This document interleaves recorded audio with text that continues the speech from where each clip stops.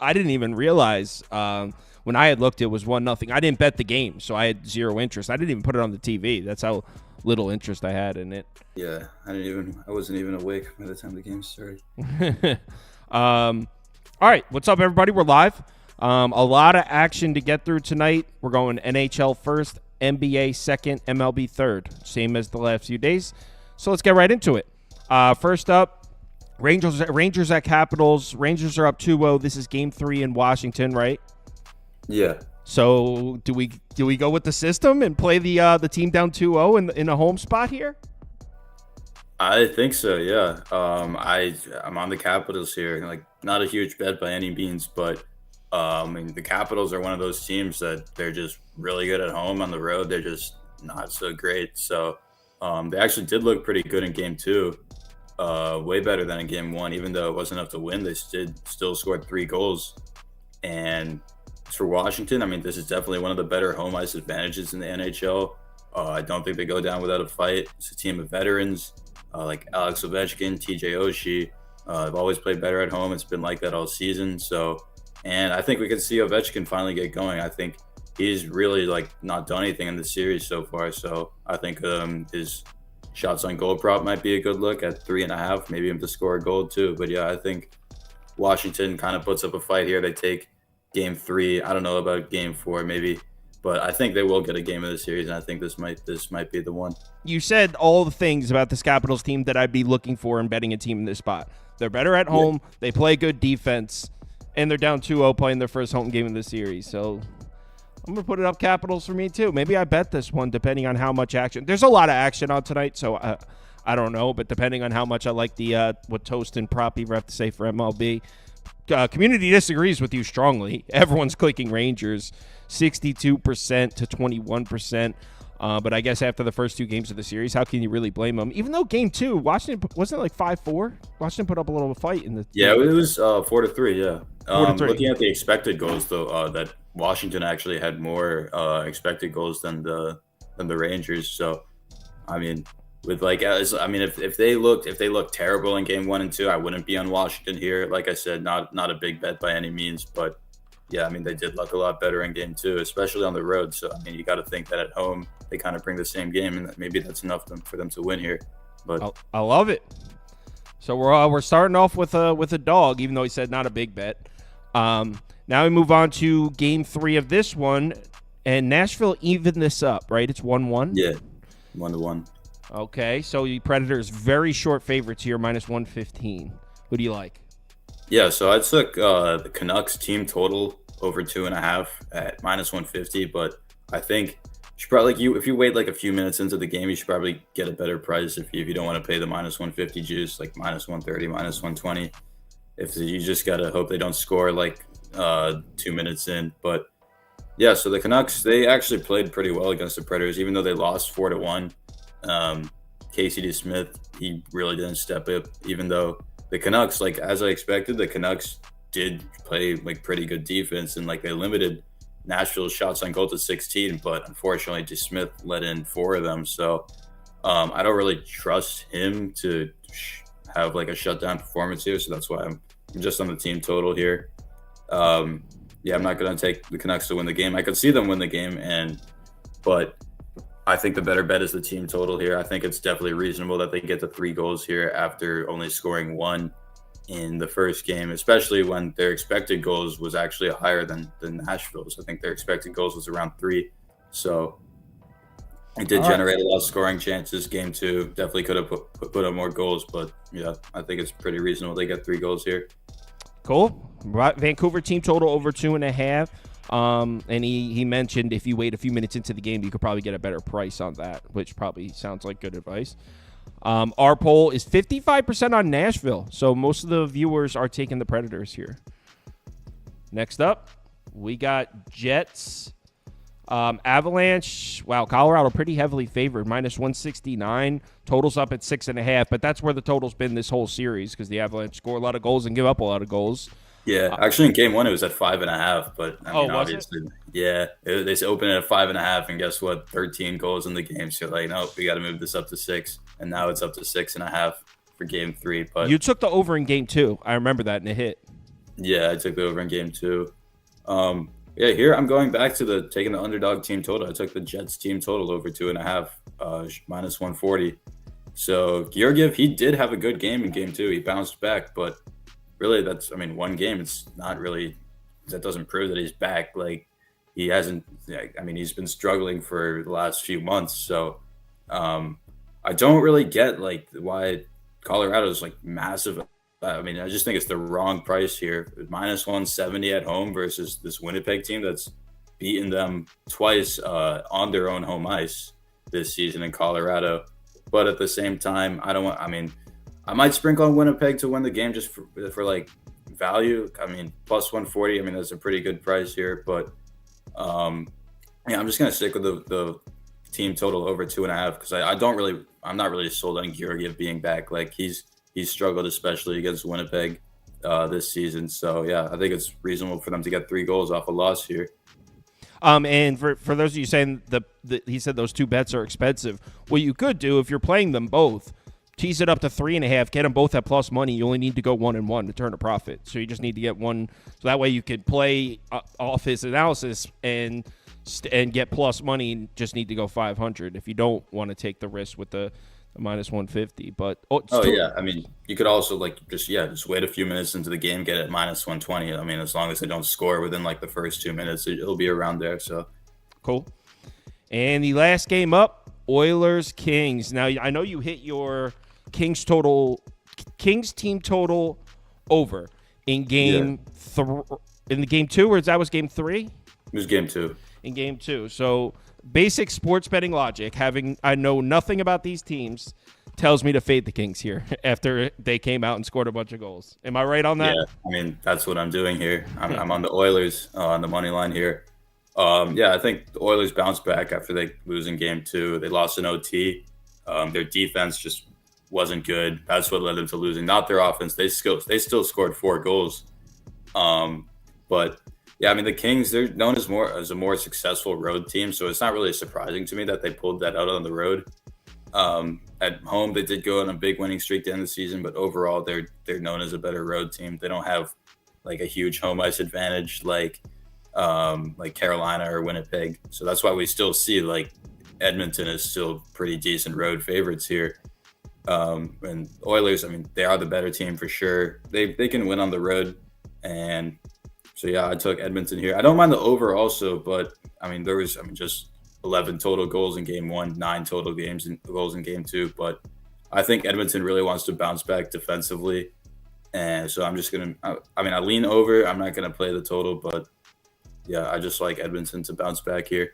I like that too. I'm adding that to my list.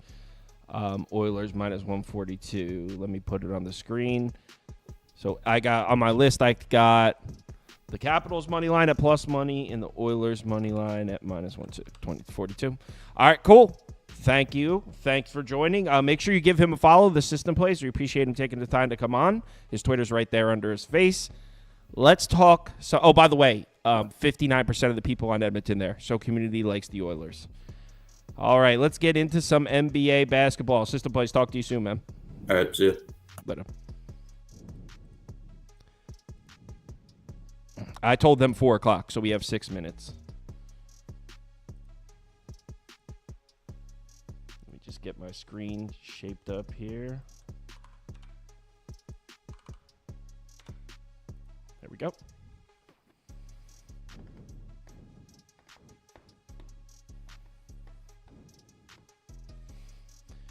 How is everyone doing?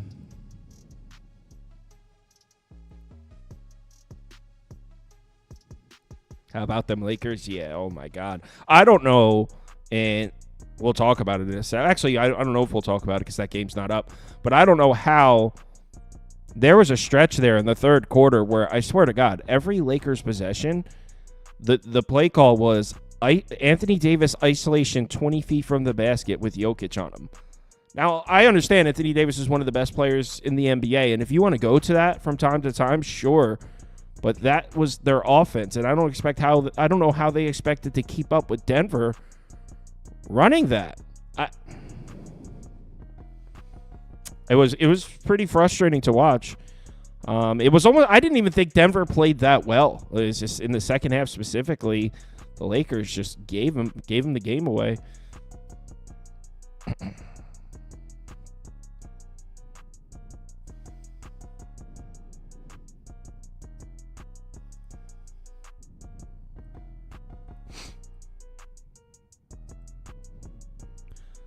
How did the Royals score 7 mysterious runs? They weren't mysterious. Did you watch? They scored runs.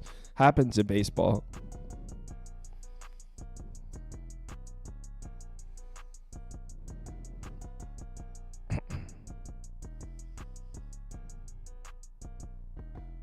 No, I didn't have the over. I didn't bet that early game that happened already.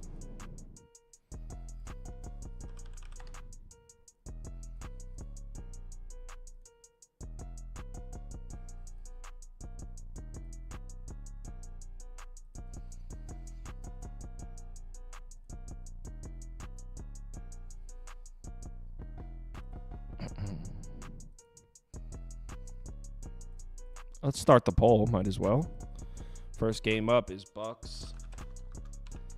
Pacers -6 over 223 under 223. Man, this one, this really sucks here. Man, I had no idea that Giannis was going to be missing 3 games. I had no idea. I really thought, and it's such a factor because it's not just that Giannis is one of the best players in the NBA. We obviously know that. It's just his particular skill set is a nightmare for the Pacers. So without him, without Giannis, it's an entirely different series. That's why I had the Pacers in game 2 as my top bet that night, because there was just, without Giannis, there's no way. Let's give these guys a couple more minutes, and if they aren't able to make it, I'll just run it by myself real quick.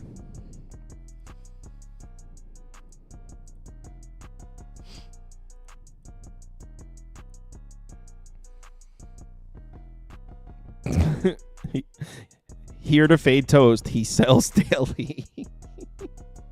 Comment from Toast.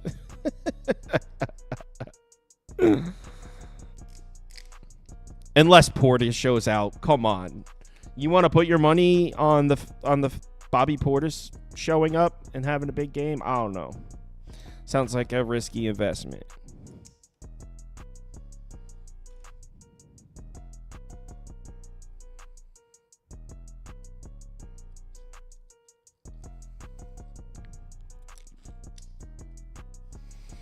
Yo, J-Miz, look at J-Miz's comment. That's exact. I swear to God, I was just saying that in the Discord. I was like, guys, what if we take Pacers -6.5 and hedge it with a Dame 35+? Because if the only way the Bucks cover is if Lillard scores 35 points. And I thought, like, play the Dame Lillard 35+ at the plus money to hedge your Pacers -6.5 bet. I swear to God, I was just talking about that. Not actually doing it, but I said the same thing.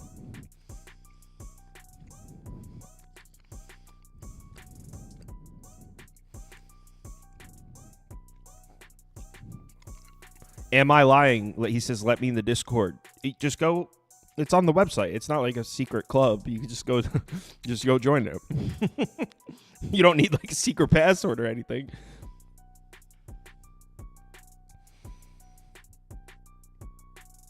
In no way, shape, or form would I take the Bucks.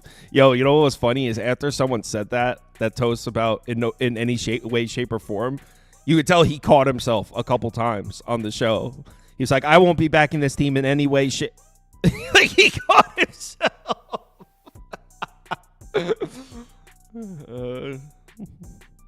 All right, we got one more minute. No big deal. I mean, it's Friday. I could always run through the games by myself.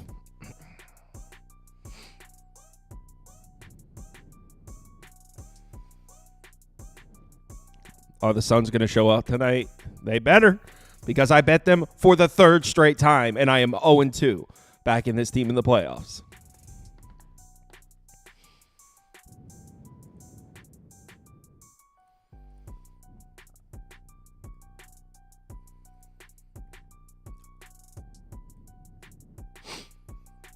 It's 4 o'clock. All right, so I'll just start, and if they can't make it, no big deal. All right. So we got Bucks Pacers game 3 here.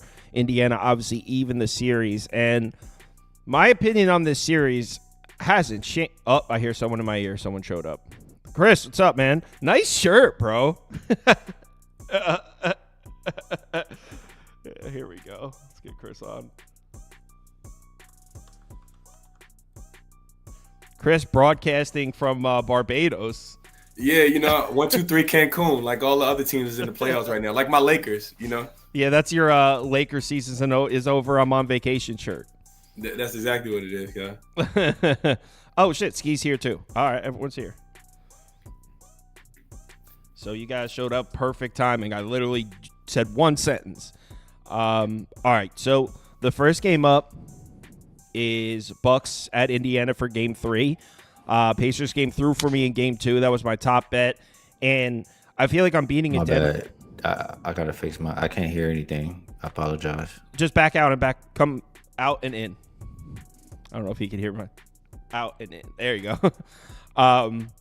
So my opinion on this game is I feel like I'm beating a dead horse here, saying the same thing over and over again, but I believe it to be true. This Bucks offense, not that it's bad without Giannis, because they do have a lot of shooters, but as far as the way it matches up against Indiana's defense, it's terrible, because the only thing the Pacers can do defensively is defend the three-point shot. That's why if they had the Pacers, how you beat them, you get to the basket, right? You make that defense collapse, and then if you want to utilize the three-point shot, you use it, kick it out, catch and shoot. That's how you beat the Pacers. You cannot beat the Pacers with just a perimeter-based offense, and that's what the Bucks are without Giannis.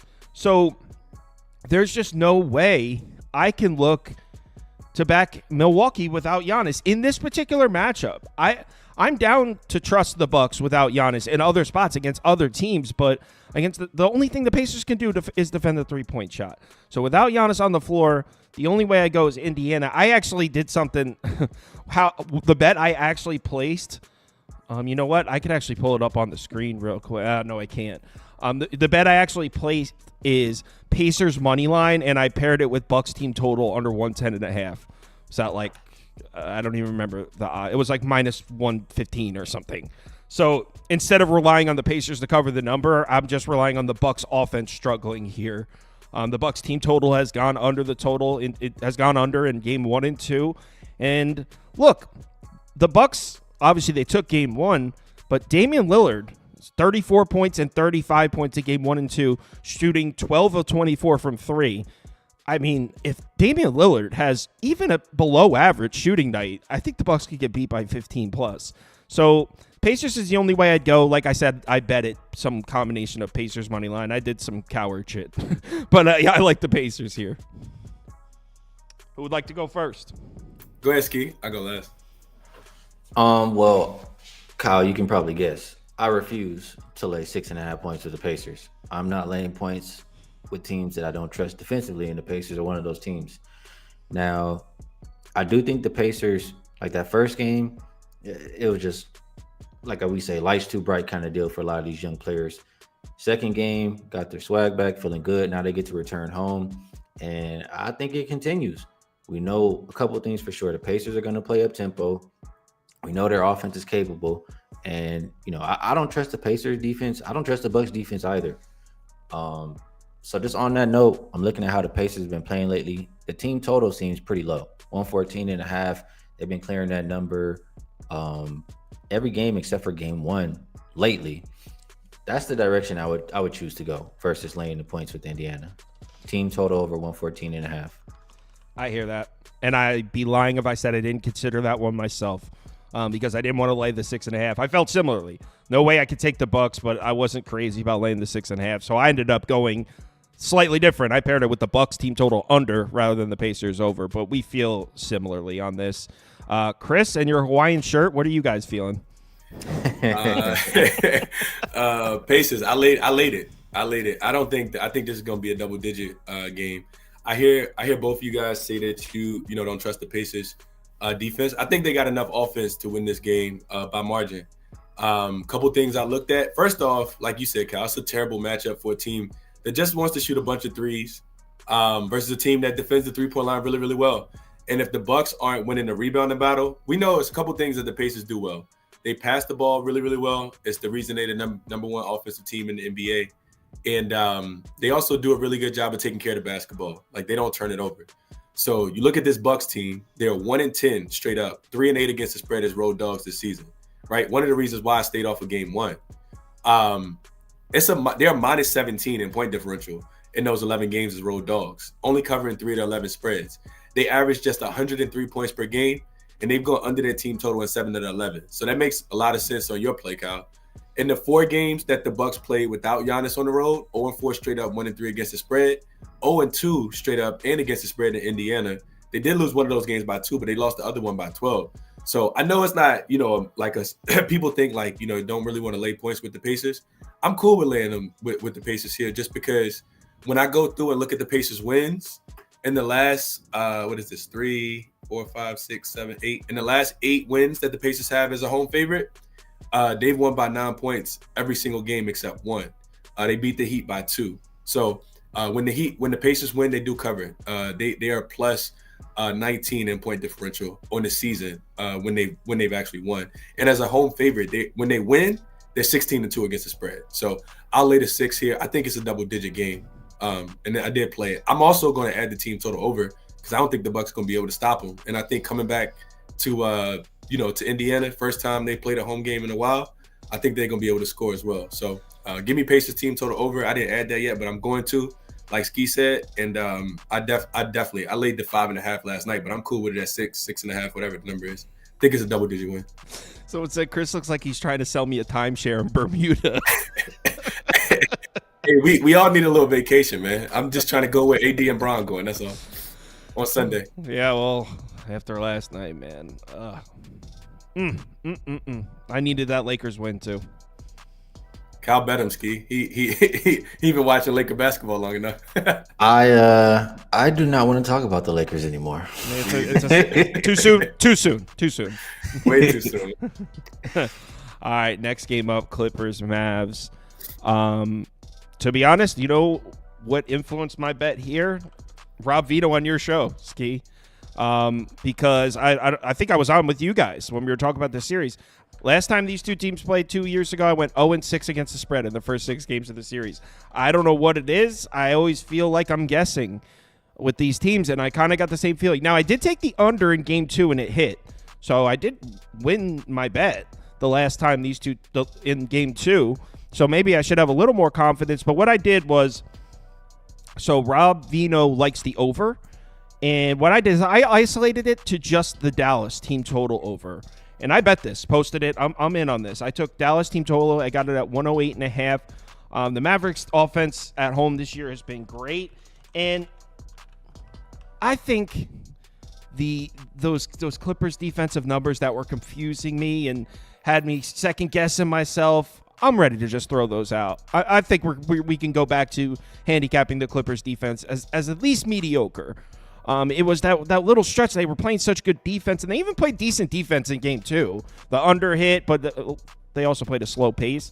But Dallas at home, that offense has been a machine at home. Plus, there's like it's like some drama going on in this series. And Dallas, Luka Doncic seems to be fired up. So I like Dallas to go over the total, and I also like the Mavs to cover, but I felt safer just playing the team total over. So you know what? For the show, I'll put up a Dallas minus 4.5 graphic for me as well, because that's my pick for the game, but my actual bet is the Dallas team total over. That's where I went. Skee? Well, I liked a lot of what Rob Vino said earlier on the show this morning, and everything he was saying made sense. You're looking at both of these teams. The Clippers, I believe, are the best three-point shooting team on the road this season, and it's been a game where I feel like neither team has been, or the team who shoots the three well has been winning. I just feel like both teams are going to shoot a little bit better. I wish I could repeat everything that Rob said this morning, but just from his breakdown and yours, I was leaning towards an over. I didn't play it yet, but the first game opened 227. The second game was like 217, 216, and now we're down to 209.5 as the opener. I just feel like it went down too much. Overreaction. And, Yeah, we see it climbing back up now, so I think it's moving in the right direction. I would only play the over in this game. Yeah, and I had the under in game 2, but it was a solid, what was it, 7-8 points higher than this. So I think based on what we saw in game 2, this is an overreaction. They moved the total too low, and then you combine that with the fact that Dallas offense is better at home. So not only did the total drop a big amount, but I think we'll see better offensive production out of Dallas, which is why I stuck with the Dallas team total over. I mean, Kawhi Leonard, who knows what you could really rely on him for right now? Let's see. Is he? Let me see his injury status. Make sure it hasn't changed. Yeah, still He was questionable. present at shoot around. That's all I saw last. Yeah, that's what I saw as well. But I don't know what you're going to get out of him as well. And so I just felt Dallas team total over was the safest bet for me to make. Chris? So I like Dallas on the spread here. I haven't bet it yet, full transparency, but I'm gonna get to the window with Dallas. It'll probably be a smaller play just because I do kind of feel like it's an even series. But shout out to Ronald. We were actually looking at this game and like sending each other stuff, and we just both kept finding stuff, like both thinking it was a Dallas spot and kept kind of finding stuff that we were looking at in the Killer Sports database. And a couple of things that really jumped out to me was that I didn't find in the Killer Sports database, just that the Mavs 18-9 straight up as a home favorite. They were a +6, and they actually finished the season 5-0 straight up and against the spread down the stretch with their starters in the game. I think James Harden. I know Skee mentions this a lot. We saw it last year in the Brooklyn season. He slows down as the series goes on. I'm concerned with the status of Kawhi. Like, I know it'll just be a second game back. So that makes me look a little bit more towards Dallas. I think Dallas role players will play better here, and if they can bring that same level of defense that they brought in game 2, I think this is I think they can win the game by 2 possessions here. So also a couple things I looked at. The Clippers, they finished just 4-10 straight up, 5-9 against the spread as road dogs this season. Like they weren't covering as road dogs. They covered as road favorites, but not as road dogs. The Clippers also went 0-5 against the spread when they were facing the team in a back-to-back situation this season, whereas the Mavs went 5-1 straight up and against the spread when they were facing the team that they had just played in a back-to-back series. So to me, that speaks to coaching, like in the adjustments that's being made by Coach Kidd, not so much by Coach Ty Lue, which I kind of like Ty Lue. But, in those back-to-back situations, they've lost every single game when they played a team in back-to-back situation this season, 0-5, whereas Dallas is 5-1. So I like that. And I think, Dallas did what they needed to do, in game 2. I think that they come out and establish themselves as the better team in the series today. So I do like them to win, and I like them to cover the 2 possessions as well. So I'll take the 4.5. It'll be a smaller play. It won't be like a full unit play. And if I can grab a 4, I'll take that too, because it's not like, as you guys probably can tell, it's not my most confident play today, but I do want to take Dallas here. Got some trends I can read off from the comments. This one seems to be reaching a little bit, but if you like the Clippers, home favorites laying less than 6 after winning as a road dog and shooting greater than 40% from 3, and their opponent shot less than 30%, 6-13 straight up, 5-14 against the spread, 6-13 to the under. And then another one that caught my eye here. Dallas went under 5 straight and 8 out of the last 10. Clippers went under 4 straight and 8 out of the last 11, playing at a super slow tempo. Mavs only shot 76 shots in game 2 when they averaged 89.7. So that definitely is a testament to why the total dropped. But the question would be, did it drop too low, considering game 3's in Dallas, where the Mavericks offense has played much better, also run the fast break a little more often at home. So a lot to consider there. But thanks for the comments. All right. 58% of the – looks like everyone's on Dallas here. As far as the viewers, it looks like Dallas is probably going to be the public side. Not that should scare you off or anything. I'm sticking with my team total over. Minnesota at Phoenix. Skee, true or false? You believe in the Phoenix Suns? Do you mean for this game or for the series? In your life, Skee. No, I mean in general, no, I do not believe in them. But it sounds like you're betting them tonight by that answer. All I can say is the situation, the spot is absolutely a Phoenix Suns spot. We just saw yesterday. I mean, Orlando got manhandled the first 2 games, and they come out and smoked the Cavs yesterday in their desperation spot going back home. So, my mind, Minnesota's been a much better home team than road team this year. They're going up against Phoenix, who, at home, I would expect a lot of their role players to play better. I would expect the big three to shoot a lot better collectively.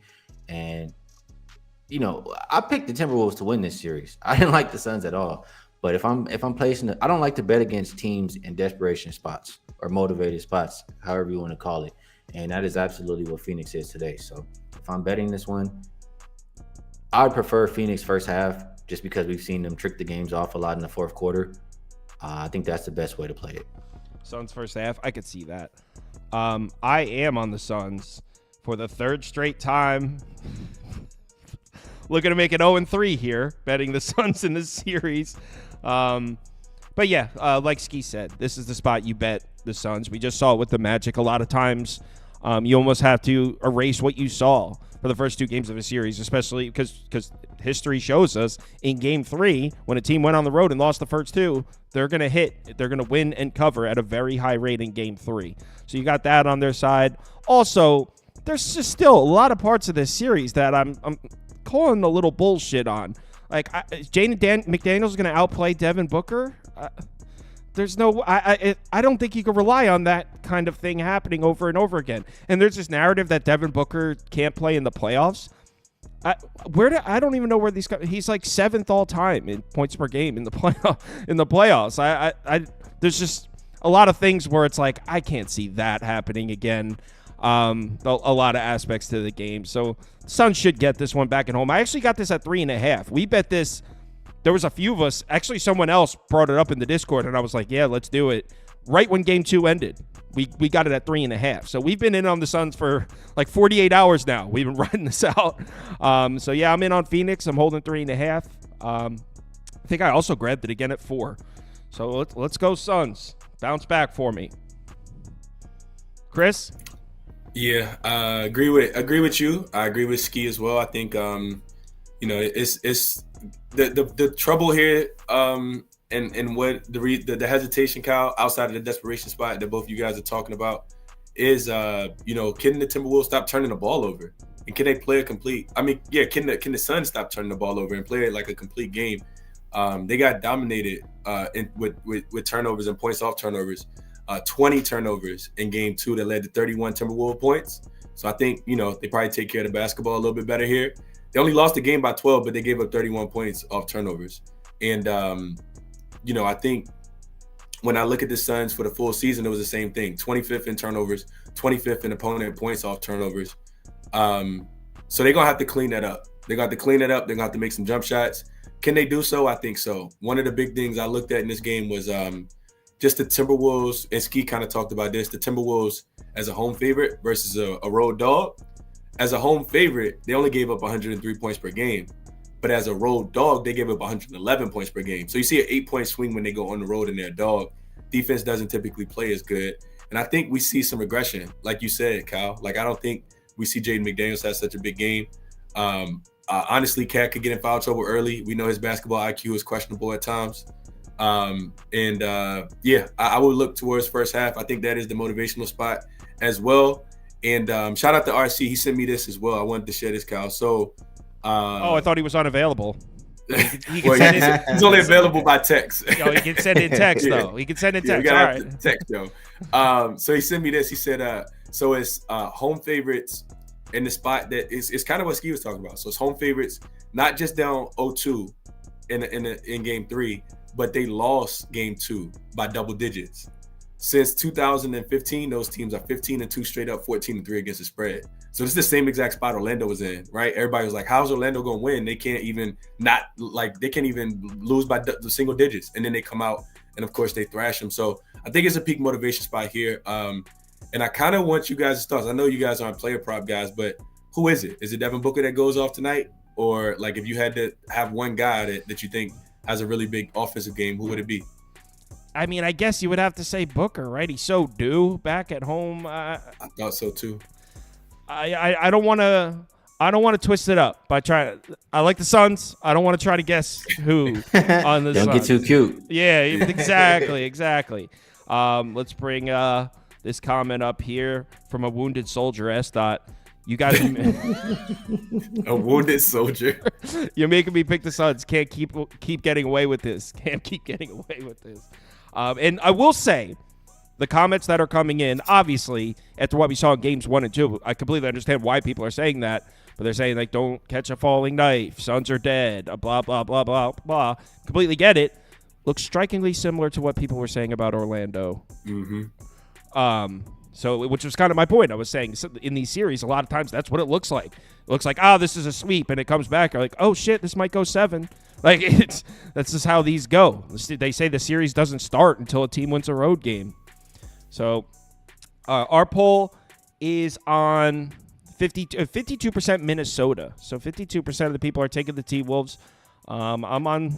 Looks like we're all leaning towards Phoenix. I'm not sure if these guys are quite as in on Phoenix as I am. They had a little hesitation. I'm in. I'm a Suns guy. I'm in on it. All right. So why don't we do a poll, find out what everyone's favorite side is, and then we'll move on to some baseball. So what was the order? First game, they like the Pacers. Second game, who did they vote for? Oh, they voted for the Mavs. Dallas. Yep. Yeah. They liked all the No, they liked the Timberwolves. All right. Cast your votes. What's our favorite side? The favorite side last night, actually, the community went 2-0. Last night, It was Philly, right? Yeah, their favorite side was Philly, and their favorite total was Knicks Sixers over. So maybe we should start tailing the community. We'll do a favorite total, too. I mean, they went 2-0 last night. Might as well give them a chance to shine again. Knicks Philly over, yeah. That definitely cashed. Cashed easy, too. Meanwhile, me and you lost, Kyle, on the under for did you see how? Orlando. Did you see how? Yeah, I did. You scored All 9. the games went over yesterday, huh? I don't. Did the last one go over? Yeah, Lakers went over by half a point. Depending on line you got. Yeah. The Cavs Magic game went over because they scored 9 points in the final 40 seconds of the game. Dude launched a meaningless 3. That's what happened, Kyle, when you finally get some burn and you know you're not getting none in the next game because it's gonna be competitive again. Yeah. Dude just launched a 3 with 17. I was like, no. Buried it. They hit in the final 40 seconds. They hit 4 jump shots in a row. It was make in the final 40 seconds. 2 of them were 3s. Oh no, one of them. How about Cleveland just not getting off the bus? I was texting RC about that. I said they could have just they could have took their family to Disney World or Universal Studios. Like you didn't have to even show up if you was gonna give up 120 points to a Orlando Magic team. Like yeah, Magic held to 84 points a game in games 1 and 2. Put up 120 in game 3. I outscored everybody. They outscored Denver last night. Philly, like welcome to the playoffs. All right, yeah. so the community's favorite side is Pacers -6. Now here's the thing: is trying to guess what totals they liked. Bucks Pacers. I think they like the over. Yeah. Chris Middleton just got rolled in, too. That game tips off in about an hour. It's an early start time today. Lakers Clippers, they like the over. There was one guy in the chat that liked the under, but I think for the most part, the consensus was over. And Suns Minnesota, what do you think? I'll put the over again. Because I think I like the over in this one, too, by the way. Well, this is another one. I was considering splitting my money and going Phoenix -4.5 and Phoenix team total over. That's what I was considering doing, but I just wrote it. I just let it ride with the Suns. So let's see what their favorite total is.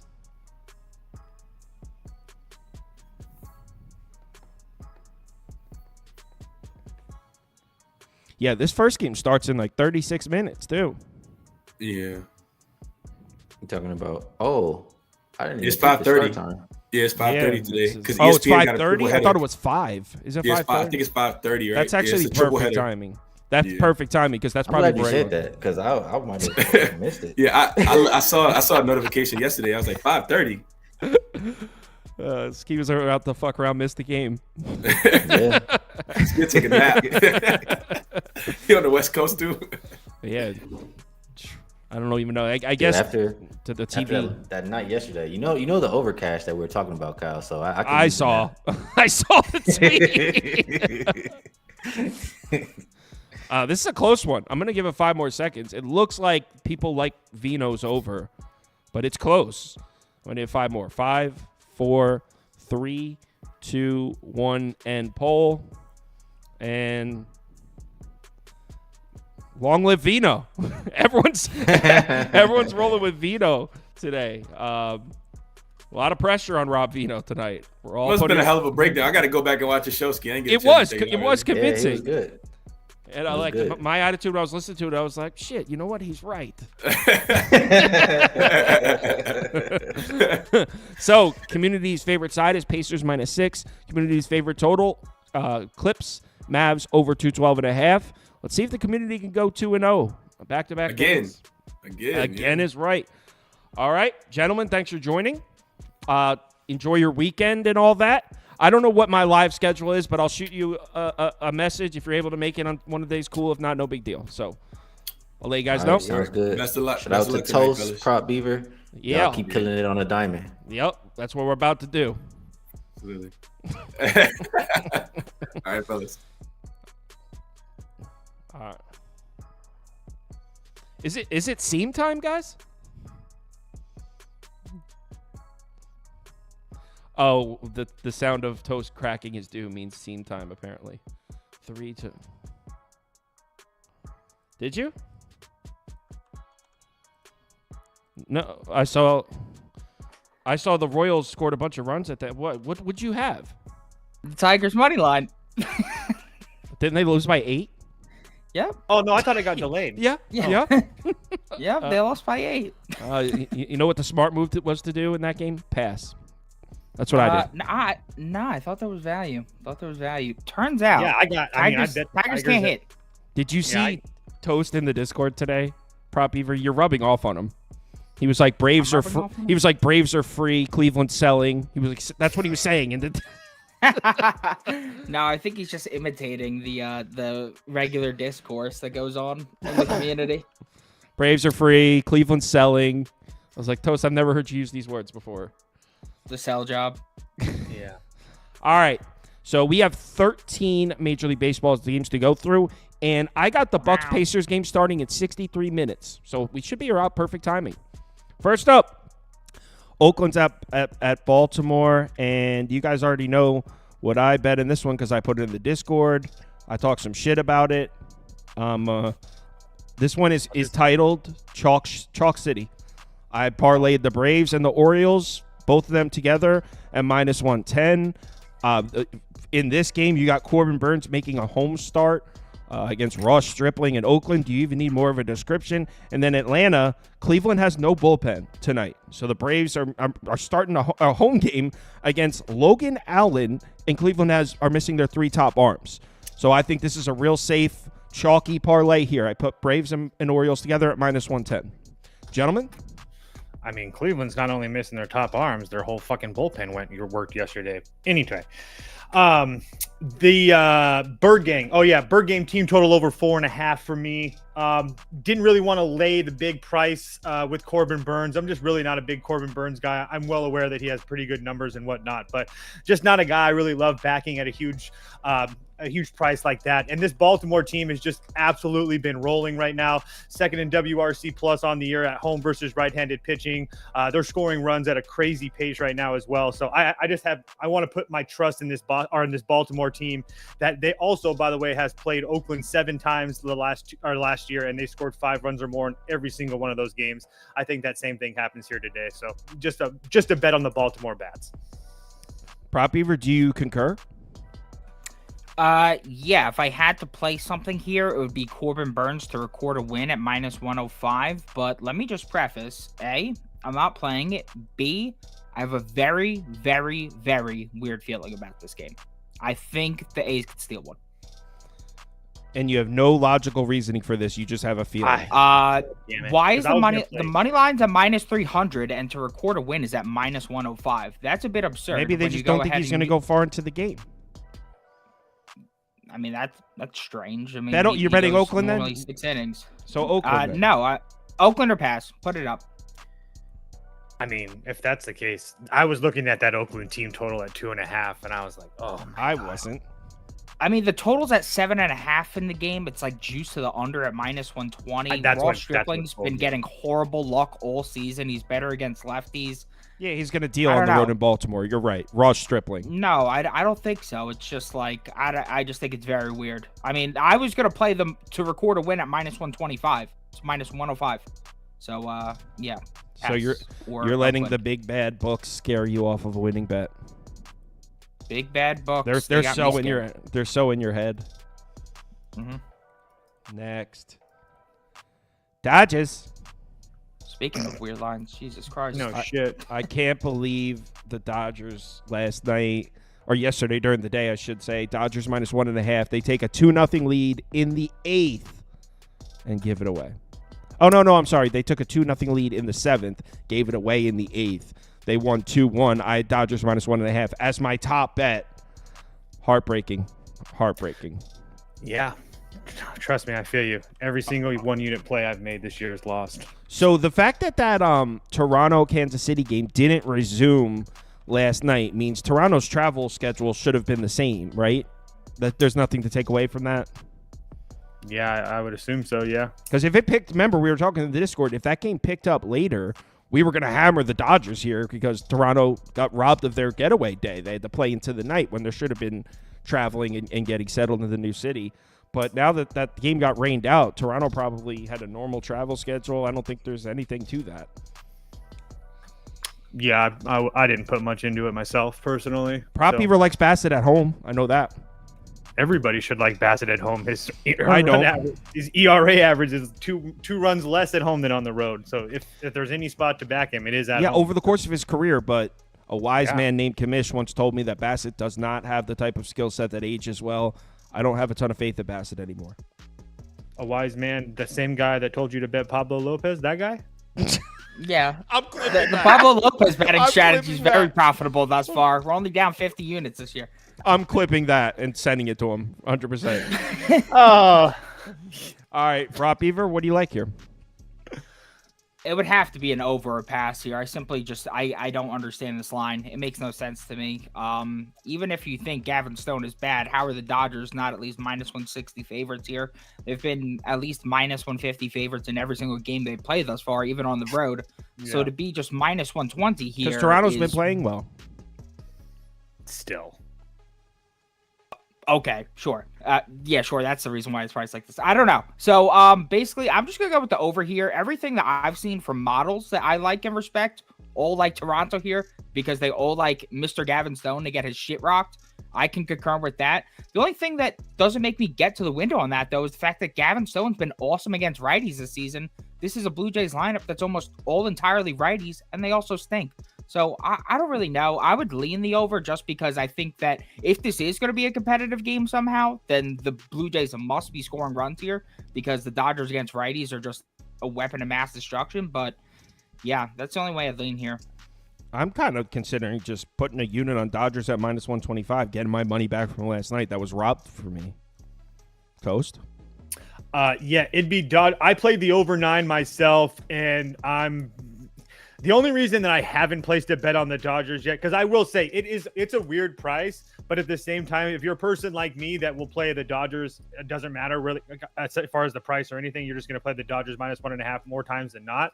It really doesn't matter. What got me off of the Dodgers is that Evan Phillips, and Daniel Hudson both have worked 2 of the last 3 days, and I've watched them those last 2 times, and they haven't looked good. So I'm not in a spot where I trust that Dodgers bullpen really in general as it is. And so now you take away those 2 guys. Alex Vesia, also one of the guys that's in their middle relief, has worked 2 of the last 3 days.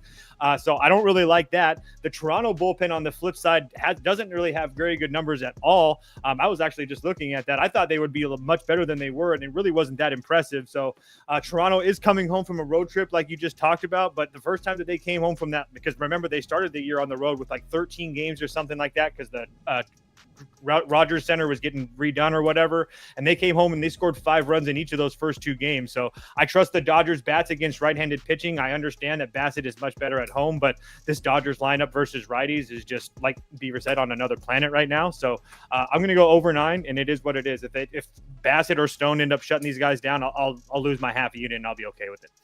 I'll put Dodgers up for me. I think I'm going to bet the Dodgers here. I'm adding it to my watch list. Dodgers money line.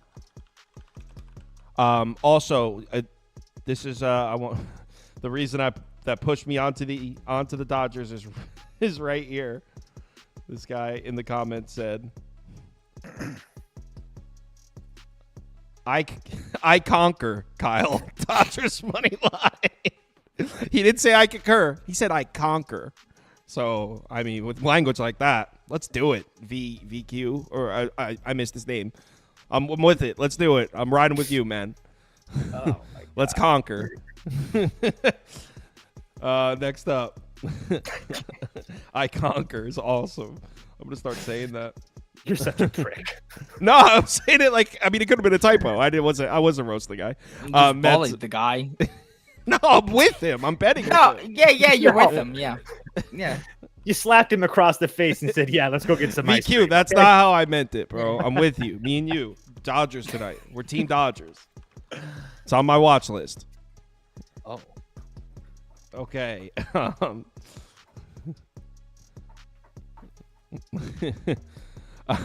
Cardinals at Mets. On a scale of 1 to 10, how free are the Mets? 60. 60% free. Is that Yeah. good? Is that a good score? No, 60 out of 10. Oh, free is Nothing's so ever free. free. So 60% free is pretty good. so Mets then toast.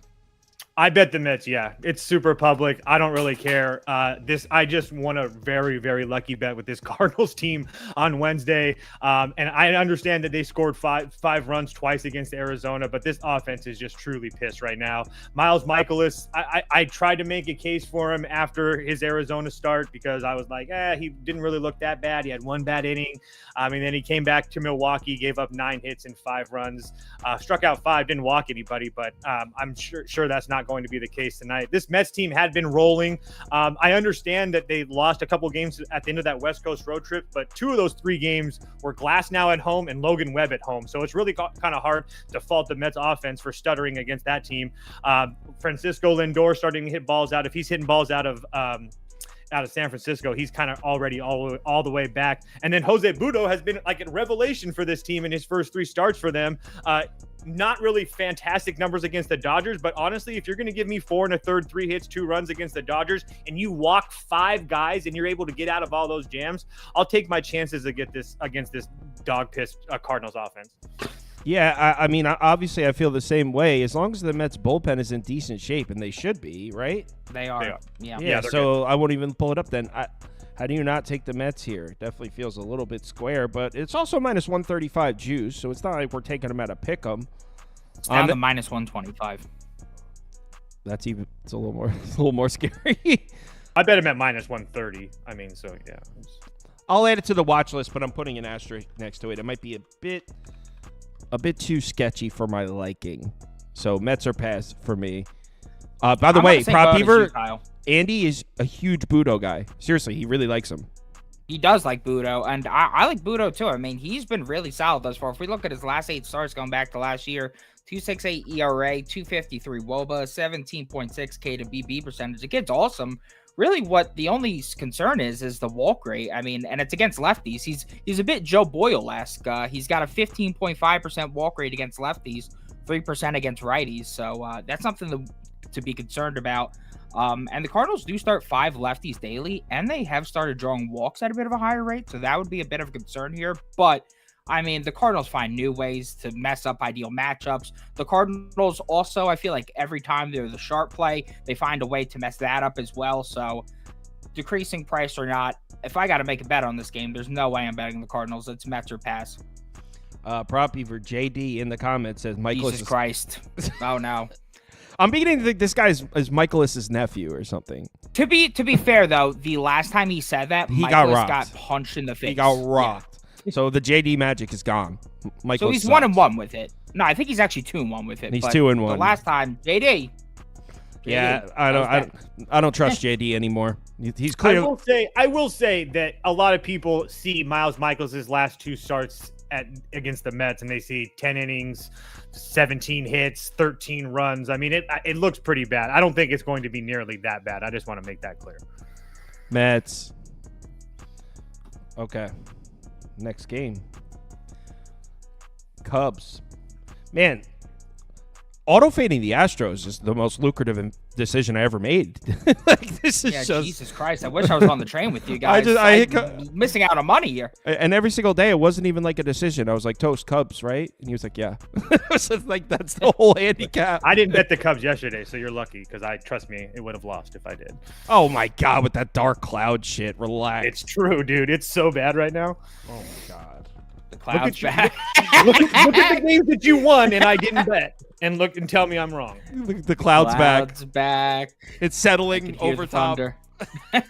It just sucks because the day I bumped my units up, I fucking started losing. So every loss is taking 2 wins away from the start of the year.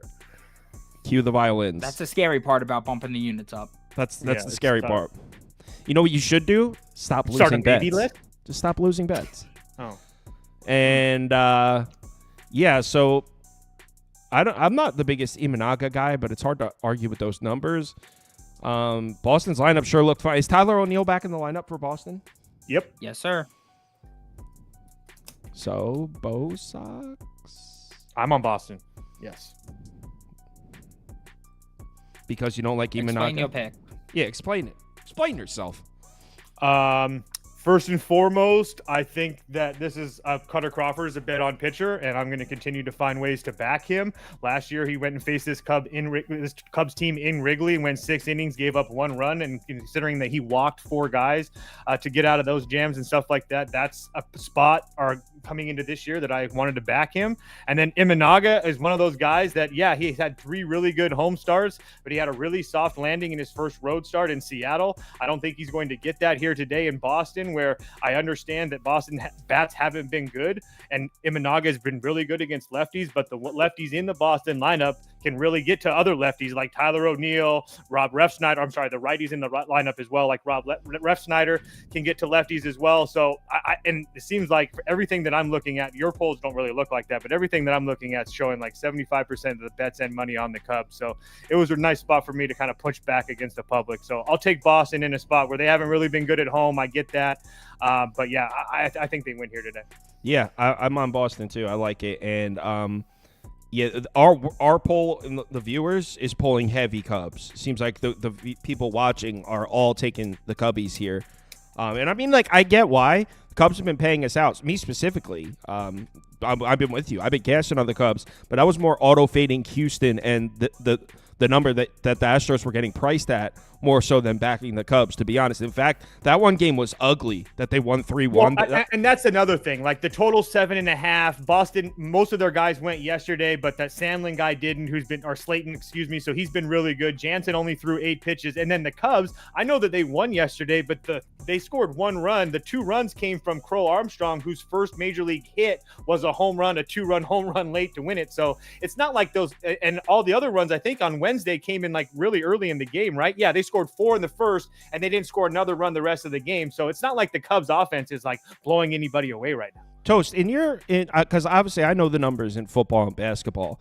Estimation, if this game's a pick'em in Fenway, what would this exact matchup be in Wrigley? Like Cubs minus 155, minus 160?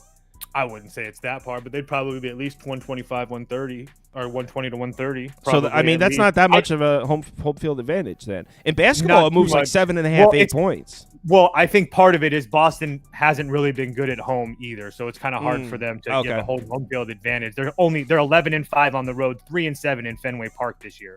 Ugh. So, yeah. So, and that's one of the things that I wrote in my write-up. Like, to me, it feels like the books don't want to give us Boston at plus money. So if I'm taking them at minus 105, it feels like everybody's betting the Cubs at a cheap price with Imanaga on the mound. So Brahma's in the comments saying he think it would still be a pick'em at Wrigley. And I mean, the Red Sox 3-7 at home. Maybe that's true. Obviously, we've had to move a little bit. Really good at Wrigley. I don't know. I mean, maybe. Yeah. Prop Beaver, would you like to jump on the Boston Red Sox wagon with us? No, I'm back in Goda here. Taking Goda Imanaga over 5.5 Ks. But one thing I will say, listen, hey, a guy could strike out people and get shelled. Happens all the time. Happened to Martin Perez against the Red Sox, who had 7 Ks. Happened to Alex Wood against the Red Sox, who had 7 Ks. I just think this is a really nice spot for Shota Imanaga to bounce back in terms of the case, because the first start he had was against the Rockies, 9K performance. He looked fantastic, but his last 3 starts, he's had just 12 Ks combined. I like the buy low spot because 2 of those were against Miami and the Dodgers, both top 10 offenses in K percentage against lefties through the first 5. And on top of that, his Dodgers start got cut off early. He had 3 Ks through 43 pitches. If he pitches his normal amount, he likely hits the 6 Ks there, and we're not catching this price today. Today, he's facing the Red Sox, a lineup that sits dead last in K percentage against lefties. 30% K percentage, which is insane. And against Imanaga's main 3 pitches from lefties, they're 29th in K percentage and 29th in whiff percentage. The current lineup that Boston's rolling out there today has 7 guys with a K percentage north of 27% against lefties this season. If there is ever a spot to bounce back, it's here. Now, I understand getting struck out 19 times by Detmers between 2 starts. The guy's a stud. But you have Martin Perez striking out 7 times with a guy getting totals at 3.5. Alex Wood with a guy getting totals at 3.5, getting 7 Ks. That's just wild. We got a neutral ump here. I just think that everything's working for Imanaga here. Is it a bit scary that it's on the road? Yes, because we saw that Wrigley start. The one time he cashed was at home. But, I mean, eventually that has to come around. And after what I saw from the Red Sox against McKenzie yesterday, I think Imanaga could get these guys whiffing. Yeah, outlier in the data. And it was during outlier in the data.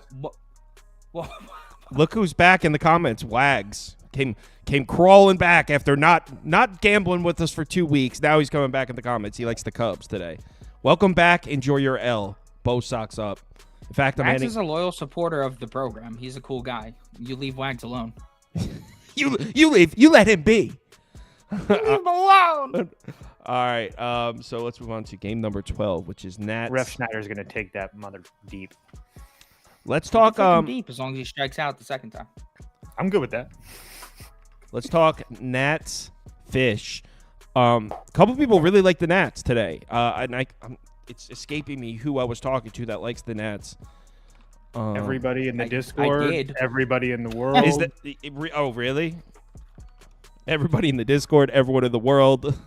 I mean, it's fading the Marlins. I mean, that's just what people do. I mean, Luzardo was on the mound earlier, so there might have been a little bit of value. Wait a second. This graphic, it's Trevor Williams, not T. Alexander. That's a... Oh, yeah. Both of those are wrong now. The Luzardo one got scratched, but yeah, it was... He's off the hook for Trevor Luzardo. Williams. You know, I can fix it, though.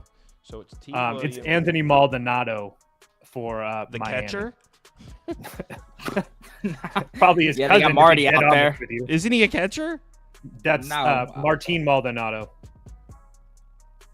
All these Maldonados are tough to keep up with. Am I right, Prop Beaver? You're right, bud.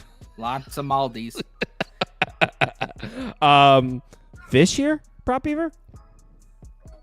No, but I was typing up my write-up today. I was ready to fade Jesus Luzardo. He's looked terrible. The Nats have been hitting lefties, but they've stunk against righties.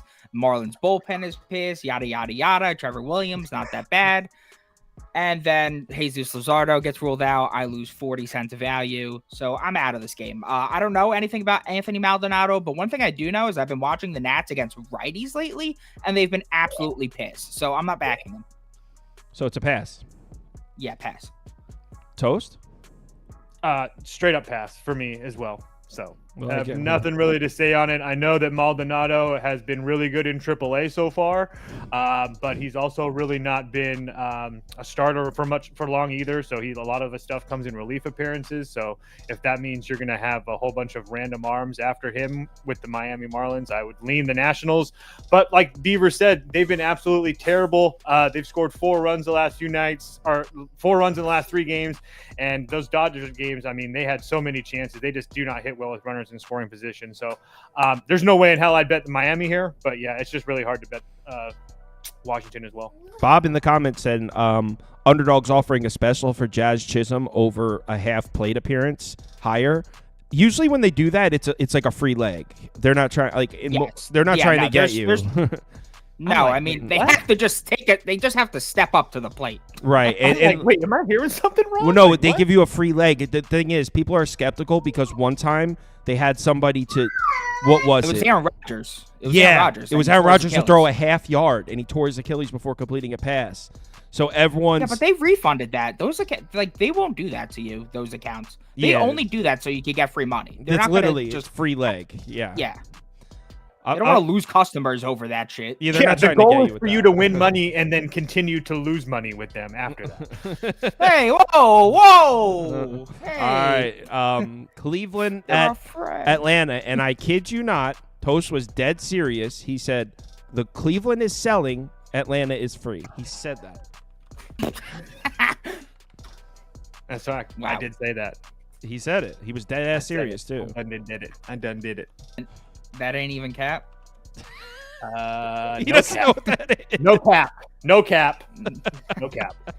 Like for real type shit. Wow. All right. So you guys already know my bet in this For one. real. Let's see if Andy did it right and put the parlay in 2 spots. This is your moment of truth, Andrew. No way. Or else you get a spanking. Oh, he did it. He did it. Yeah, so you guys know my bet on this one. I parlayed Baltimore and Atlanta at -110. Super chalky, super gross, but I actually like it. And if you need an explanation here, Toast is about to tell you. So Logan Allen making a road start against the Braves, and Cleveland has no bullpen tonight. So, yeah, I like my play. Toast?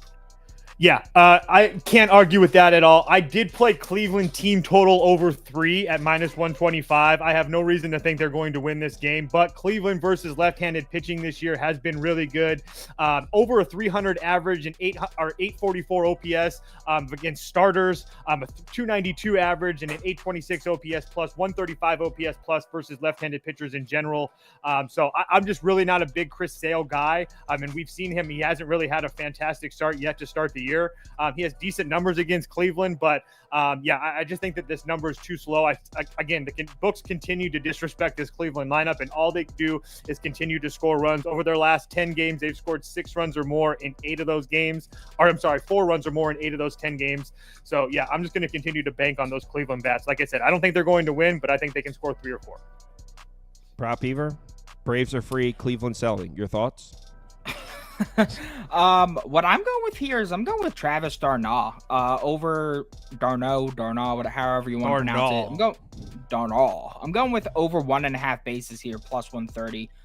This is kind of just like with what Toast used to do with what James Outman last year, where like you don't understand the pricing and you just have to bet it anyways. I mean, I was checking the pricing for Travis Darnaud, and Darnaud, I don't know what his name is. What's the bet? I'm sorry, I don't have a graphic. Over 1.5 bases. So I've been checking. They keep pricing this guy at plus 130 every day, and he just keeps going ballistic. And I have no reason to believe he doesn't, because do you want to know what Travis Darnaud is doing against lefties this year? The dude has a 538 average. He has 7 hits and 15 plate appearances. 1 of them is a single. 4 of them are home runs, and 2 of them are doubles. This year, Travis Darnaud has 17 hits. Only 6 of those are singles. 11 of those are doubles, triples, or home runs. This dude is absolutely murdering the ball. And then when we look at guys in the Braves lineup against Logan Allen's pitch mix this year, we got Travis Darnaud with a 900 ISO. So, I mean, I just feel like there's no reason not to back Darnaud. He's 4-0 against lefties at home this season. On top of that, he's also 10-3 to the over when he gets 4+ plate appearances. There's no Sean Murphy. He's at home. He's facing a lefty. The Braves should absolutely kill Allen, in my personal opinion. So he should get at least 4 plate appearances here. So I just think if we're going to get that at plus 130, how do you pass that up? The dude just continues to murder the baseball. If they're going to keep pricing him like the ordinary catcher, then I'm going to back him. And you know what? Based on what Prop Beaver just said, I put the Braves with Baltimore, but if you don't like Baltimore, you could pair Atlanta money line with Darnaud to reach base or something, or over. Yeah. Instead of the 1.5, maybe you could do like over a half total base to get a. Oh no, that wouldn't be to reach base. That would be to get a hit. But yeah. Well, half of my point is that this guy doesn't even hit singles. All this dude does is just hit doubles and triples and home runs. He's a sicko. So at that point, it's minus 175, I believe, to get a hit. Why not just take the bases if all this dude is doing is an extra base hit? And by the way, it's Travis Darnaud. Darnaud. I've always struggled with his name, even when he was a Met. When he was a Met, the name. announcers called him Travis d'Arnaud. So if Keith and if those guys are wrong, maybe, but that's what they called him. Yes, it's no. So Prop Beaver's just messing me up. d'Arnaud. I just assume it's your guys' East Coast accents. I swear to God. There's no accent. He's just fucking saying it wrong. Next up. Okay, Enrique Hernandez. All right, we got Rays, White Sox. I mean, look, it's the White Sox. I get it. But without having looked at anything for this game, I can tell you there's no chance on God Green's earth that I would lay minus 245 with Tampa. Oh, hell no. Never. No. I said this in Discord last night. I'm not even serious. I'm not even sure if I would lay minus 120 with the Rays in general, let alone I lay minus 120 against the White Sox. On the road, I don't know if I would. I'm just saying. They're I bad. get it. I'm just saying. So then that's you take the White Sox? This team is. Flexing, and then you look at Flexing. And Chris Flexing. He's a gamer. Yeah, sure, he's a gamer. And then you go ahead and you look at the stats. I mean, his last 2 relief appearances were good, but every time he gets that starter, every time he hits the mound in the first inning, something transforms inside of him and he becomes mega ass. And I don't know if I can back that. So I think in this spot, it's either White Sox or pass, but you'd have to hold your nose and just put a paper bag over the TV. Someone said, you guys don't know baseball. Take Rays. Dude, they're minus 245 favorites. Yep. Yeah, those dude, numbers at the end of the Rays team. are rolling. The Rays are rolling. Lay numbers like that with the Rays all season, you'll be very profitable. With those numbers next to the team, they mean something. They're not just written there for no reason. I mean, that being said, I'm not taking the White Sox. Toast? It'd be White Sox team total over 2.5 at minus 120 or pass for me. Honestly, I mean, the White Sox, they've hit this number in 3 straight games. I don't trust Zach Eflin on the road in any way, shape, or form. And the fact that he's coming off a road performance where he didn't give up a run in his last, he hasn't given up a run in his last 2 performances. I think he's probably going to give up a couple here today because as soon as you start trusting Zach Eflin, especially on the road, that's when he really kicks you in the balls. Rob Beaver, you know that just as well as I do. So, White Sox team total over for me. Yeah, I'm not doing this. No. Yeah, I mean, it's a pass. The weather stinks in this game, too. So yeah, that's another thing. And it stinks. Stinks! Fuck! You got to be a real sicko to bet that game. Cincinnati, Texas, Graham Ashcraft, legacy start. Sure. All right, you like the Rangers then? No, what I do like is I really like a Nathan Eovaldi bounce back. So I went with Nathan Eovaldi under 4.5 hits allowed. I got that at plus 106 on Caesars. I love this. He just had back-to-back stinkers against Houston and Atlanta. I know Houston isn't great right now, but they have the dude's number. Always the history. Every time he faces Houston, he gets hit up. So not going to really fault him there. Thing. I'm telling you that right now. That's a mental thing. And then on top of that, you go into Atlanta and you get hit up when you're walking 6 guys, so you really have to throw in the zone. Okay, that's fine. Back-to-back bad starts against good rosters. That's fine. Neither of those apply to the Red. The Reds do have some power. They do have some ability to draw walks. But they've been horrible at racking up hits. At home against righties, 13th in average, 234. But on the road against righties, they're 29th, batting just 195. Against righties over the last 2 weeks, they're 12th in ISO and 2nd in walk rate, but they're 29th in average, 188. We've now seen the last 8 of 12 righties to face the Reds go under this line, averaging 3.6. And the 3 of 4 overs that happened landed at 5. Let's talk about these 4 overs. We got George Kirby, who's good, but he was struggling. He landed on the hook. Michael Sorka, horrible. Chris Flexen, heinous. And Joe Ross, who had his second start back from Tommy John surgery at Great American Ballpark. So, I mean, this is Eovaldi, who's miles better than those latter 3, and we've seen him specifically excel against lefties, limiting them to a 200 average. The Reds start 5 lefties daily, including Fraley and De La Cruz. Those are the main 2 guys we got to worry about. Against Eovaldi's pitches against righties in road games thus far, the Cincy's 28th in average and 30th in XBA. If you just look at some of the other prop lines here, his earned runs lines at 2.5 to minus 150 to the under. With 2 or less earned runs, he's under his last 11 of 14 home starts going back to 2023, averaging 3.5. I just think this Reds lineup is not very good. And Eovaldi's primed for a bounce back at plus money. I think that this is a nice chance to follow the trend of hits allowed unders against the Reds and also back Eovaldi in a perfect bounce back spot. Toast. I'm on the under 9 personally. I love the fact that Beaver thinks that Eovaldi is going to deal because I think he's going to deal too. I like betting pitchers off of back-to-back bad starts. Not to mention, I've been saying this Reds offense is really not that good. I understand that they've won some games over the last 10 games. They're 5-5 their last 10, so I guess it's not that great. But those wins against Anaheim and the runs that were scored were kind of fraudulent. And then Graham Ashcraft, understand that at home he hasn't been really good, but his last 2 road starts, I understand the White Sox are terrible and Philly isn't really good against right-handed pitching, at least at the time, but he went solid. He went 5 innings. And I just feel like this number is too high, not to mention the fact that I don't really trust this Rangers lineup either. They haven't really shown me anything. I understand that they scored a couple runs against Seattle on Wednesday, but yesterday, I mean, they left a lot to be desired on the bases. It's just not a lineup that I trust right now. So I just thought that 9 was too many. So yeah, I went under 9. Problem is taking it under with the Rangers and Reds bullpen. I know that you kind of like the Reds bullpen, but I don't. I don't like the Reds bullpen that much. I want to bet the Rangers in some way. I just don't trust. Everybody in the Reds bullpen is rested and ready to go. I don't really trust the Rangers bats right now. If I lose because the Rangers put up 6 runs, so be it. I guess if I was forced to bet this game, I guess I would be with you on that. Hold on. Wait, there we go. I would be with you on that under, Toast, but I don't think I actually placed this bet.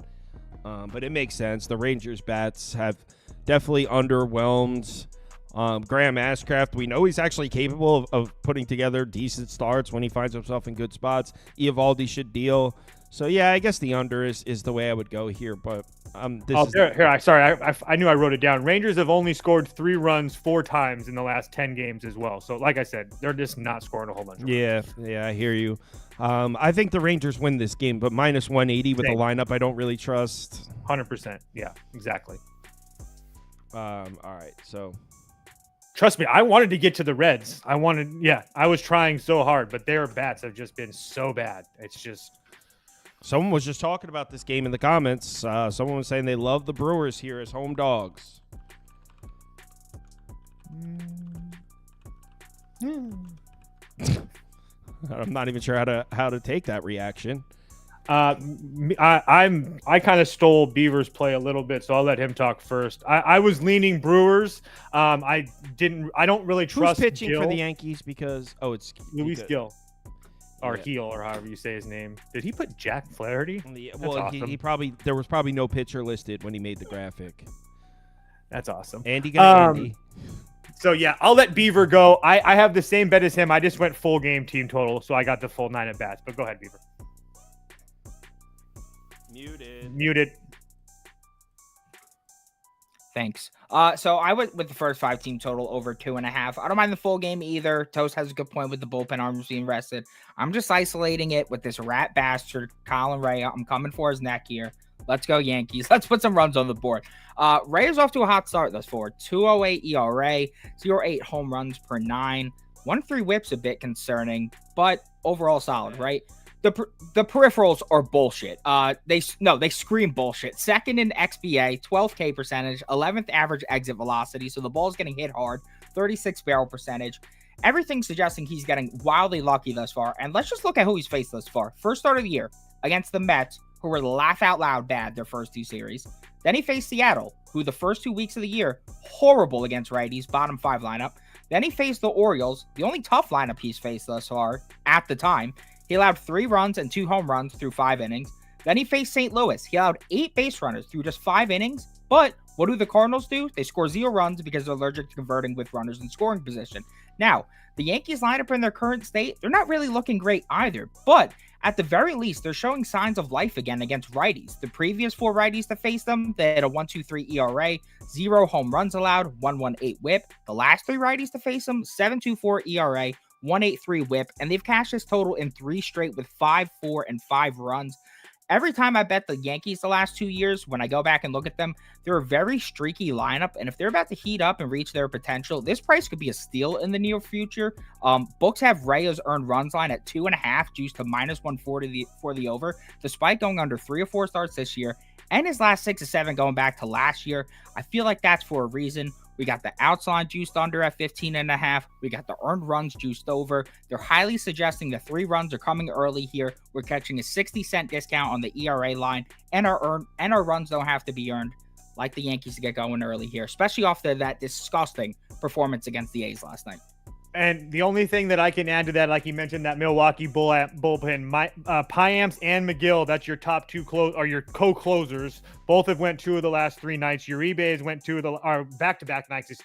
Uribe's went 2 of the last 3 nights as well. So your top 3 arms in that Milwaukee bullpen is pretty taxed.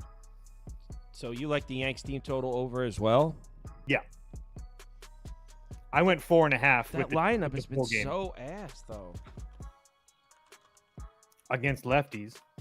Against trash lefties.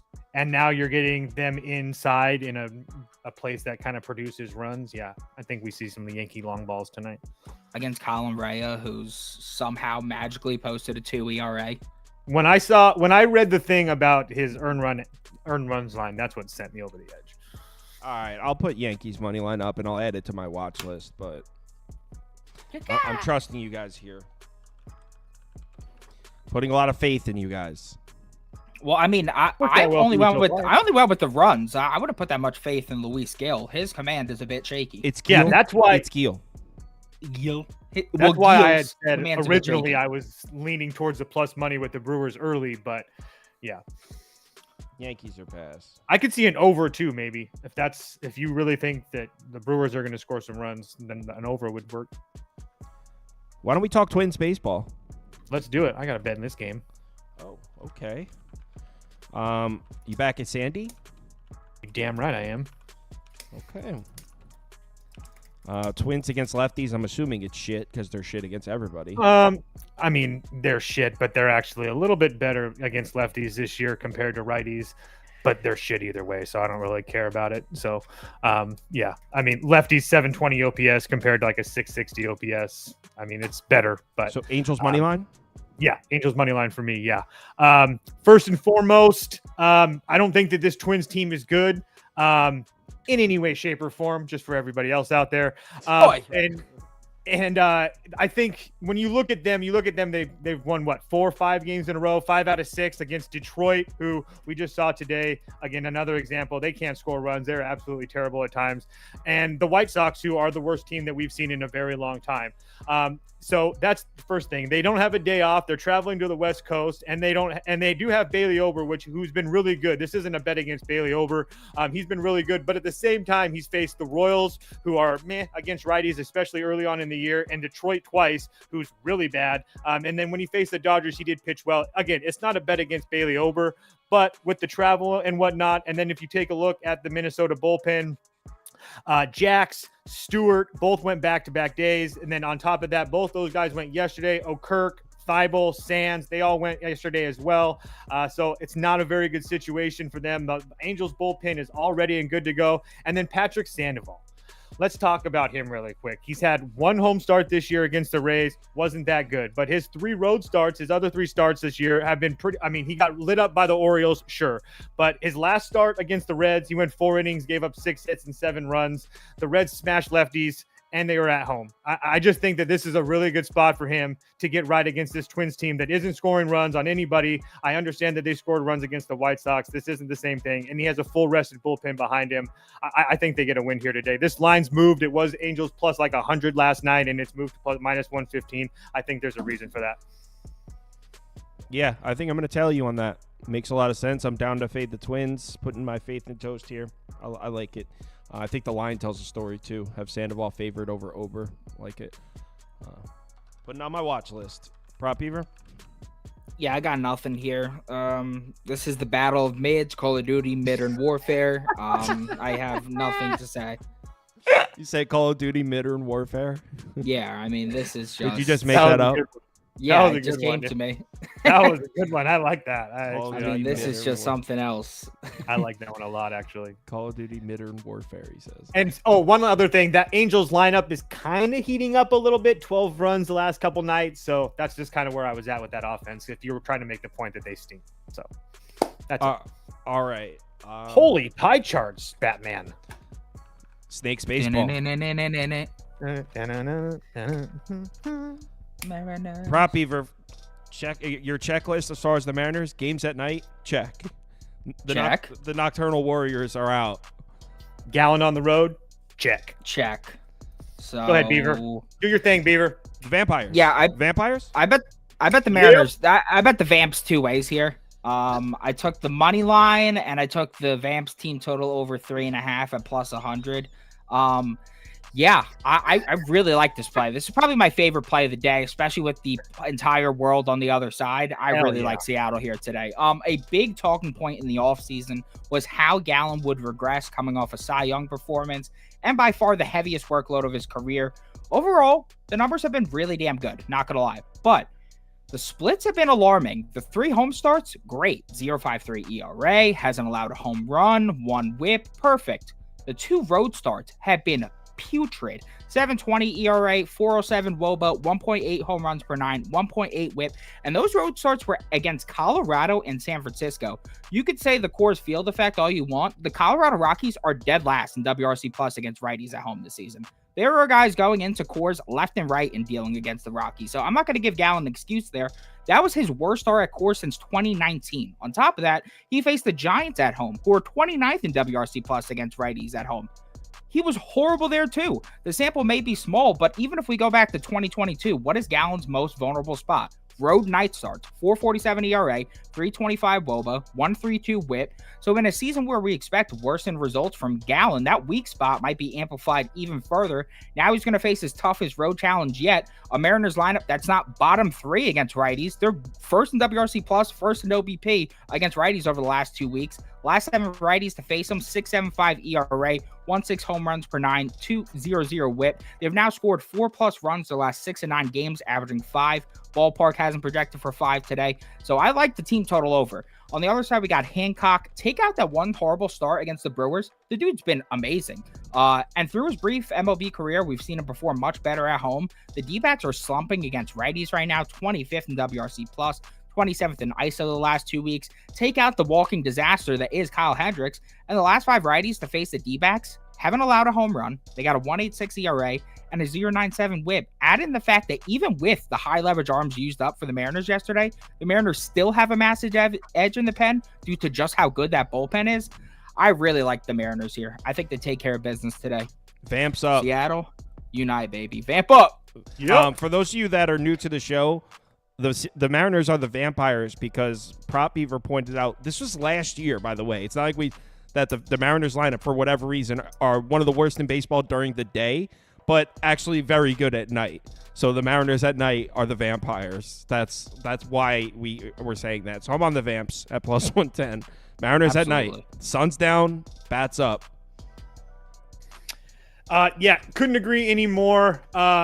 First and foremost, I'm still an idiot for backing Zach Gallen on the road Agreed. against San Francisco. I walked right into that trap. I don't even know what the hell I was thinking. I do know what I was thinking. San Francisco is just that bad. But anyway, all I want to say is that on top of everything that Beaver said, obviously he talked about Emerson Hancock. He's one of these guys that he's like George Kirby to me, a guy that I've been watching for a couple of years now. I've been waiting for him to get to the big leagues. This is his first full year in the big leagues, and I think he's done really, really well to start the year.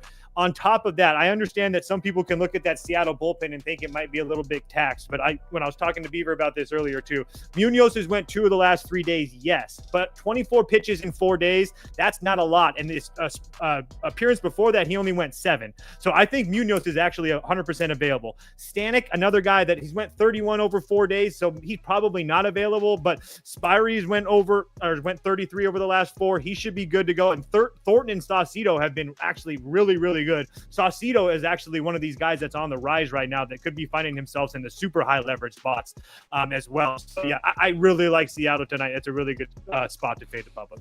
Let's do it. Vamps up. This is on the Vamps watch up. list. I'm betting this one. Oh, and on top of that, there's like 4 or 5 people in the Mariners lineup that hit homers off of Zach Gallen. Urias, Garver, France, like all these guys have like not a lot of plate appearances, but have some good power numbers against him. I'm removing the Mets from my watch list because the price was sketchy, and now I have. When I move the Mets, I still have 5 teams on the watch list. So, a vamp sweep. Next up, Phillies Padres in a pick'em. Nola versus Musgrove. This got to be the game of the night. The Padres. Bet the Padres. He says Toast confidently. I have a full unit on the Phillies. Yeah, because A full unit on this? I have a full unit on the Phillies. Yeah. Oh, so you're dark cloud shit. I'm just saying the line hasn't moved. All the bets and the money are on the Phillies, and it hasn't moved. Like, how am I supposed to be confident about that? Like, I didn't think it was going to be this public. So dark cloud likes the Phillies. So I'll tell you why. It's not again. Don't love it as much as I did last night. Probably should have played first 5, but it is. They weren't available last night. So first of all, Padres, first of all, I don't like their spot. Just played 4 games in Colorado, including a heartbreaker yesterday where they lost 9-10, and they used half the guys in their bullpen. As far as that Padres bullpen is concerned, they will have Suarez, but De Los Santos went 14 yesterday, and he was like excellent. Like, there's no way that he pitches. I don't think he pitches well back-to-back nights. It's just not him. And then Peralta and Matsui, both of their middle relief guys, have went back-to-back days, so they're not going to be available. And then Kolek, who's another guy that I actually kind of like, a nice strikeout guy. He's went 2 of the last 3 nights. So the Padres bullpen's pretty taxed. And I mentioned that because the Phillies bullpen has been bad, but I do trust that they're going to start pitching better at some point. I have a hard time believing they're going to be this bad for this long. Aaron Nola, starting for the Phillies, road warrior, a guy that we don't really trust at home, but I do trust on the road. His last 2 starts in San Diego. Well, I was there for his last one. I was not very far away from him. He went 7 innings. He looked awesome. 10 strikeouts, 2 walks. Phillies lost that game 1-0. Aaron Nola gave up an RBI single to his brother, Austin Nola, in the 7th, and they ended up, like I said, losing that game 1-0. The previous start to that in 2021, Nola went into San Diego, went 8 2/3 innings, struck out 11, had walked 2 guys, looked really, really good. Phillies bullpen gives it up in the bottom of the 9th. Phillies lose 4-3. So I just think that Nola comes in here and shoves tonight. He has a full rested bullpen behind him. I only think he's going to need a couple guys because he'll probably go 7 innings. And then Joe Musgrove, I have a really bad feeling that he's going to pitch well tonight now that I'm backing him, because I do think Joe Musgrove is a very solid starter. He hasn't had the best start to his year, but the Padres do win the games that he pitches in. It's just one of those things. He doesn't have terrible numbers against the Phillies in his career, but the last time he saw him, which was 2022, so not a ton of stock to him. They did get to him. This Phillies offense is hot. And even coming out of Great America Ballpark with Harper back in the lineup The Padres now, coming out of Coors, though. No, I know. I'm just saying that I just wanted to point that out, just if anybody wants to make that a rebuttal. So, but yeah, and I will say also Manny Machado will be back in the lineup for the Padres tonight after having his baby. So, but anyway, yeah, I think this is a Philly spot. I do not love that all the money in the action on it and the line hasn't moved. It's really, really scary. But yeah, I do think that the Phillies win this game. What about Prop Beaver? What does he think? Yeah, I think it's tough because I kind of do get what Toast is saying with the fact that the line didn't move. I'm a bit disappointed as well. I thought this was going to be like -125, -130 by the time we got on the show. Why would the Phillies be -125 favorites on the road against Joe Musgrove? That's crazy. Because Joe Musgrove looks like a pile of dog shit. I mean, I'm not even talking shit. If you don't really think it's that crazy, then maybe I'm overthinking it. Maybe I'm just overthinking it a little bit. That means this game in Philadelphia, this matchup, the Phillies would be -165 favorites. Like, you would catch the Padres at +135. No, that's a good point. Okay. All right. Yeah. Touche. Maybe I am overthinking it a little bit. One thing I will say is I would definitely lean Phillies first 5 here. I would not take the full game. I know the Padres definitely are down some bullpen arms, but I was looking through the Phillies bullpen earlier today. Oh, my Lord. I cannot back that team, at least in the late innings. That is astonishing. He goes, oh, my Lord. Oh my lord, dude, it's bad. Go click through that shit later if you want some laughs. It is horrible. So No, it's bad. Yeah. I would have to lean the first 5 here.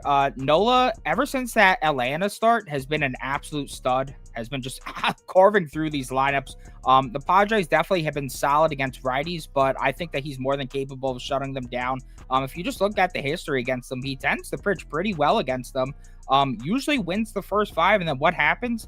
They tend to blow the lead late. I believe he's 1-5 straight up. I mean, the Phillies are 1-5 straight up in their last 6 matchups against the Padres, but he's 3-2-1 to the first 5 money line. So that's something I definitely prefer in terms of isolating that to the first 5. On top of that, Musgrove has just really, really struggled thus far. The K percentage is dramatically down.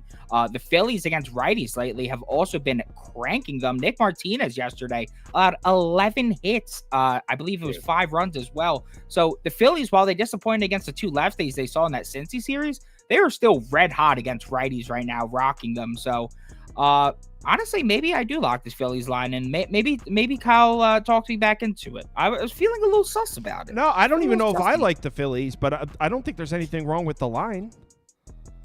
Okay. I would just be a little bit worried about I mean, all right, I'll put Phillies up because I don't like the Padres enough to put it as my pick. I'm not betting this though. I'm not telling you. It'll be Phillies or pass. Well, I'd hope you wouldn't tell me after how I just put it. This is Toast giving out a pick. Dark clouds here. I'm on the Phillies. Everyone should bet the Padres. I suck.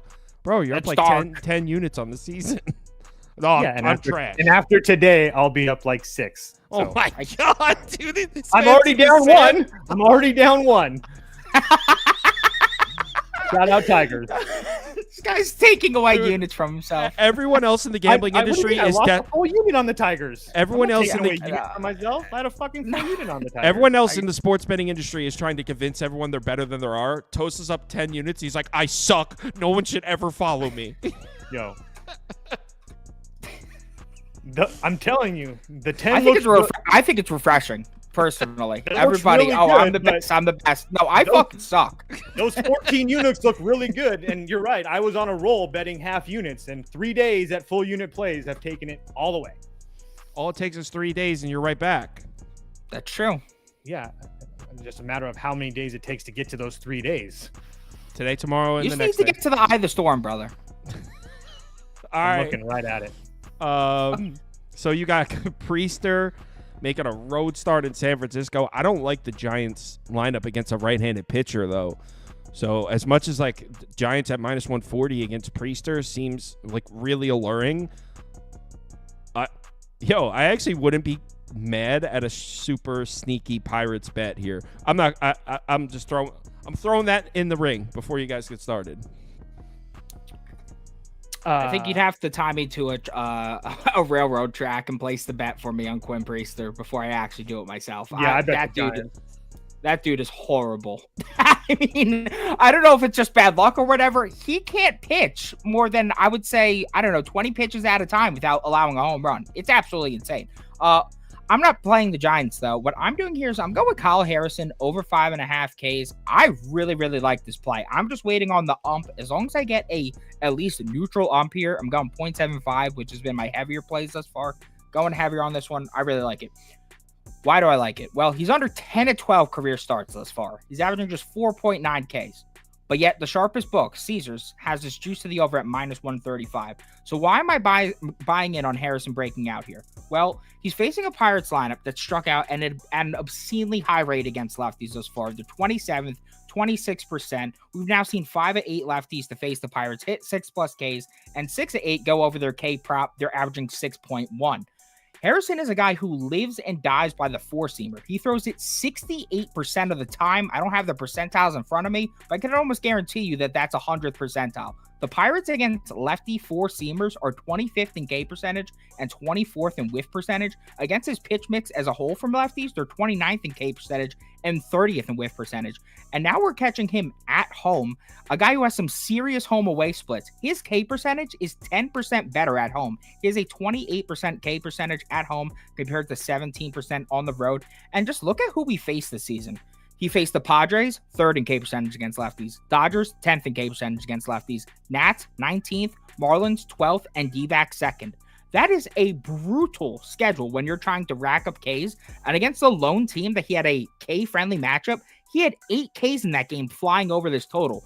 I think the splits are real too in terms of the home away because he just hosted Arizona in his last start, the hardest team to strike out against lefties, and he had 5 in that game. He only missed by 1, and on top of that, they strike out at the lowest rate in the league against the four-seamer. That's his main K pitch. The Pirates strike out at one of the highest rates in the league against the four-seamer, and they were just 1 K away here. I think there's way too much value to pass up on him getting 1 more here in an infinitely better matchup at home. Give me Kyle Harrison. Strike those clocks out. Toast. I think we should bet. All right, cool. I like how you said Caesar says that at minus 135 too. I've already bet the Giants, but you can bet the Pirates. I like the Pirates, bro. Bro, Toast, do you not remember? It was me and you on a show, and I remembered specifically Priester was making his MLB debut, and we were talking about how this kid was supposed to be pretty good. All of a sudden, he less than 1 year in his career, we're all of a sudden saying that this guy sucks. I mean, doesn't he still have a high ceiling? I'm sure he has. I never said that he sucks. That was Beaver. I said I'm on the Giants. So I'll double down. He sucks. Yeah, I mean, I don't have any reason to say that he's like fantastic. What's the line for Priest to record a win here, Prop Beaver? Go on. Pull that up. Keep laughing and give me the line. Let me show you how this is done. Wow. Plus 270, which is actually cheaper than I thought it would be. So maybe you're on something. Time to dig into the well here. What line? Where do I get to record a win bets? I don't bet that trash. You can get on Bet365, DraftKings, Caesars, ESPN. I'm pretty sure Hard Rock does it. Most of the books do it besides FanDuel. FanDuel's no fun these days. For real. FanDuel, don't listen to him. All right, Priest to record a win. Pitcher props. Strikeouts thrown to record a win. Boom. I like the Pirates, and I like Priest to record a win. Let's do it. What is the basis of your reasoning? Because this idea that everyone is just sold on this kid that actually was supposed to be a good prospect in less than a year is crazy. Look at all the comments. Listen to you. I mean, this kid still has a high upside. He's pitching against the Giants they suck against right-handed pitching. They're one of the worst lineups in baseball against right-handed pitching. The Pirates suck against left-handed pitching. We'll see. This is a coin flip game, and I'm getting one of the sides of the coin at plus 125. If someone offers you that deal, you take it. Pirates. I think it seems like an incredibly fair price. It's going on the watch list. Okay. Go ahead, Square. This is the guy who allowed 3 home runs to the Red Sox without O'Neill, without No way, Devers, it's the same guy? Yeah, it's the same guy. Oh, wow. Yeah. Let's do the community parlay. Wait a second. Is that it? Did we skip a game? I feel like there was a game skipped here. No, but that's maybe, 20. We went through 20 games, 4 NHL, 3 NBA, 13 baseball. Maybe I'm just like paranoid. Yeah, maybe you're not seeing things clearly. You're right. I'm just not seeing the board clearly. That is the last game.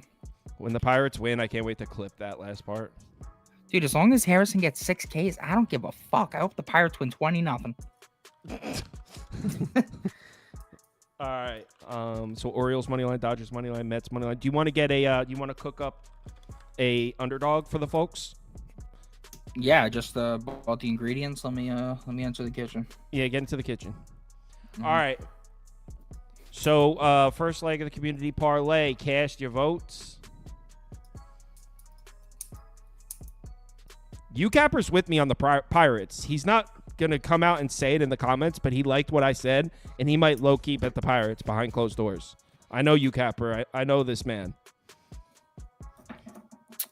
Be my guest. Be our guest. Be our guest. I have Same way Pirates too many team teams. that hasn't scored 3 runs in their last 10 games more than what? Twice? Once? Bet Quinn Priester, he sucks ass. So you better hope that Priester's pitch is a shutty, bro. I'm taking the Yankees off. That was a maybe anyway. I just took the Yankees off.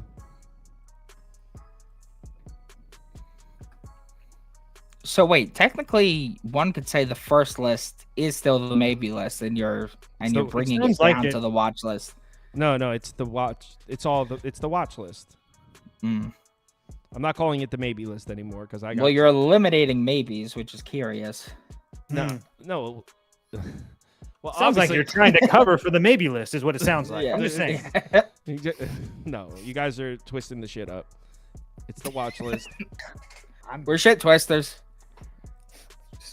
Nationals money line. You know Guardians, me. Braves. They like Braves money line. Braves are free. Cleveland selling. First according thing I to read Doug. this morning is how can we twist this shit? It was from Beaver. Yep. All right, what's the second leg of the community parlay? But we got Bucks Pacers tipping off. Perfect timing. Well, tipping off in probably about 10 minutes, not right now.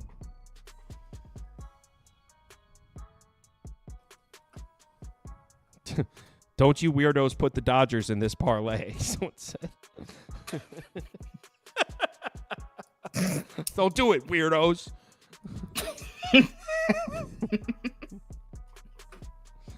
This is Such Braves. an interesting thing to say. Orioles Braves. So the first two legs are my chalky parlay.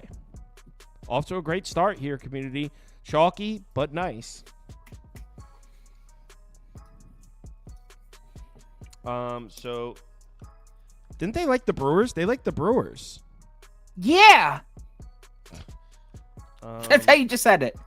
I think they like them. They like the Mariners. They like the Vampires. And they like the Phillies. All right, cast your votes. What's the third leg?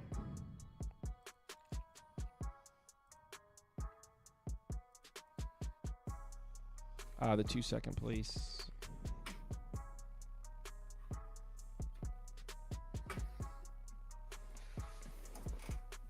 Someone said, Kyle, just call it Saucy Plays List. No, that sounds... I'm going to add that to the Saucy Plays List.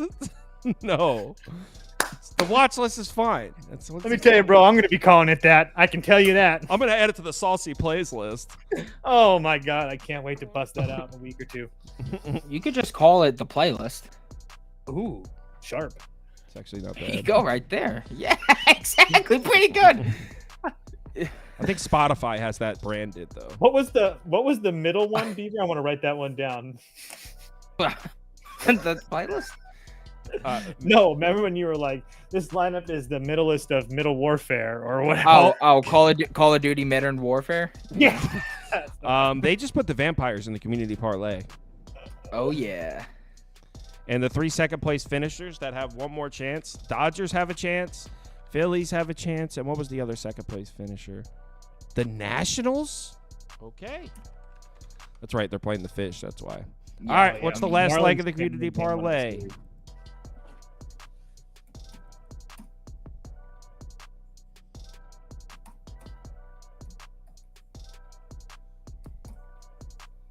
Yeah, I think it's going to be the Phillies. Yeah, I can end this now. It's the Phillies. Odds, please. Oh, I will be honest. I wasn't getting the odds. Let me do it now. I've been messing up. I've been slacking.